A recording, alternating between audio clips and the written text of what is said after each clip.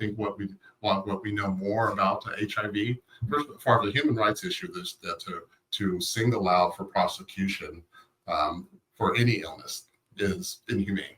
Mm-hmm. But specifically with HIV, these laws were created in early on in the epidemic, 1988, in fact, and an order was attached to the Ryan White funding.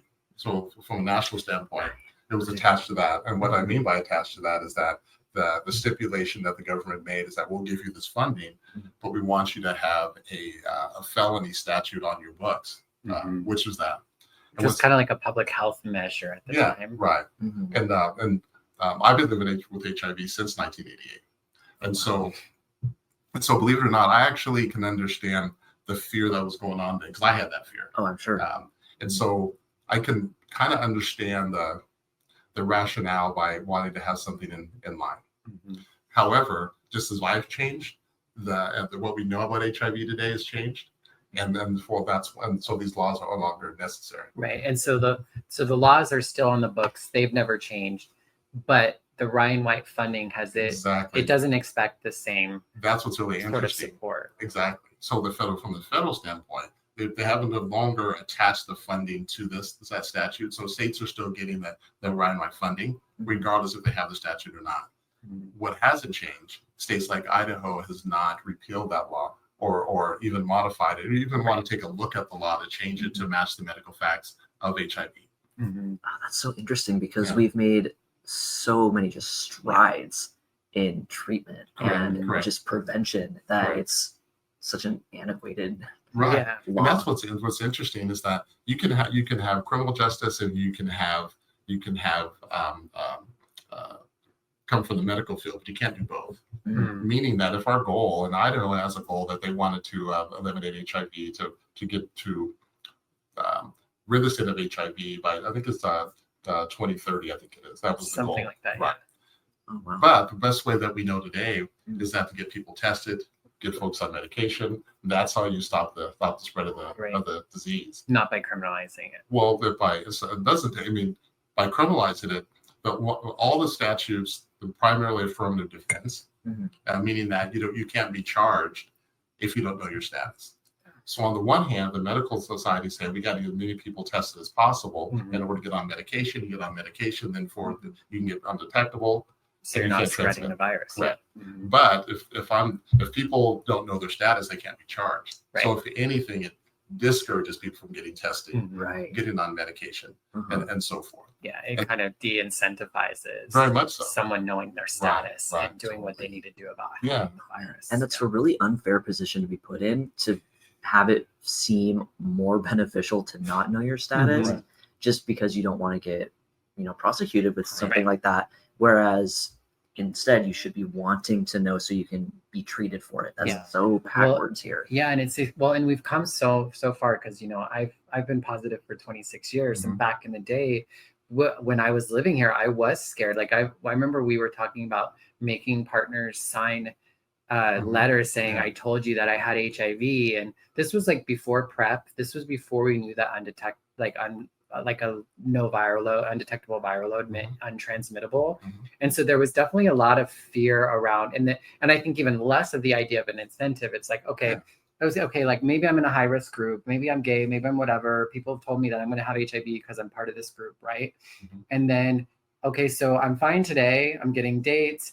I'm doing my job. I'm feeling fine. But if I go and take a test, then all of a sudden I'm diseased, I'm toxic. If I'm HIV positive, then I'm having to deal with the health department asking me all these questions. Are the police going to be on me? And then am I going to date? Am I going to, all this sort of stuff just kind of comes in. And so at the end of the day, I think people might not be super conscious of it, but at the end of the day, they're like, well, why do I want to know?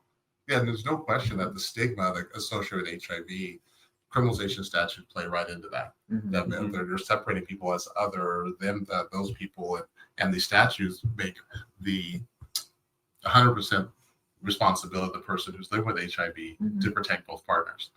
It's not a mutual thing, and I can get kind of passionate and emotional about it because I was convicted under that statute, and I served 15 years in prison for non-disclosure. And so I think I was trying to do the math, and it'll be a year and a half next month On the 11th of next month, I've been out a year and a half, and it's been a great opportunity. And we talked about Zero Project. That's when I connected while I was still incarcerated. That's when I connected with Zero Project. I was on their board of directors. And it's really interesting how that, because a lot of things that we're finding across the nation, not just in Idaho, that when these laws are when you're being prosecuted, the media attention goes through the roof. I mean, there's a lot of negative media attention, and it's really powerful and hurtful. And at the time of my arrest, my son was 13 years old, I believe. 12, 13 years old. Both my parents were older folks, and the amount of media attention that was coming forward was just intense. Yeah. And so it was not kind. Yeah, at all. It was I mean, we knew each other kind of sort of back then. I was running Alpha, the HIV/AIDS organization, because this would have been like 2008. 2007, 2008. 2008, yeah. And so it was definitely very much like, this is a monster. Didn't disclose their status, trying to infect people with HIV, very much a very like negative kind of slant to it all. And I remember you had been volunteering with Alpha for a while. I had met you. I had met the person you were dating. You know what I mean? Like, and I knew that like you were open about this sort of stuff, but the law doesn't care about that, because basically it's not even about like transmitting the virus to an actual person. So like the person doesn't have to get HIV. The person just has to claim that they weren't told or they weren't aware. And then it becomes like a he said, she said thing. And even worse than that, it becomes the person who's charged. A lot of times, we grow up in civics class, you're innocent until proven guilty. That kind of, that's the foundation of our judicial system. Just in cases like this. But oftentimes, specifically with HIV, you have to prove that you did. They don't have to prove that you didn't tell.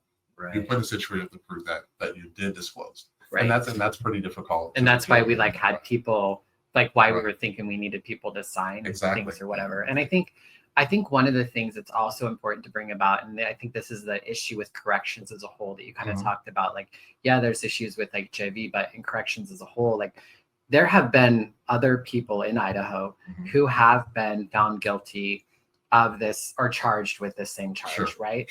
And they were not sentenced to 30 years in prison like yourself. And I do believe that part of that had to do with the fact that you're a Black man and she was a white woman.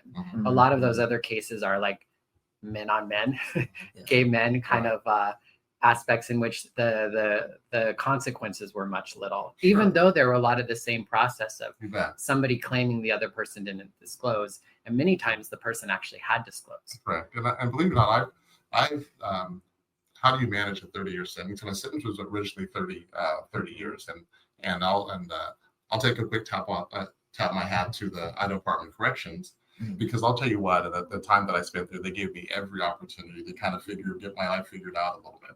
And what am I going to do? I mean, how do you do 30-year sentence? I remember early on, people were asking me, well, how are you going to do 30 years? And I'm like, I can't, but I can do today, and I can do God willing, do another day and another to get momentum. And somewhere in that process, I realized, boy, that's the same way that I adjusted to live with HIV. The same anxieties that I had. How am I going to live?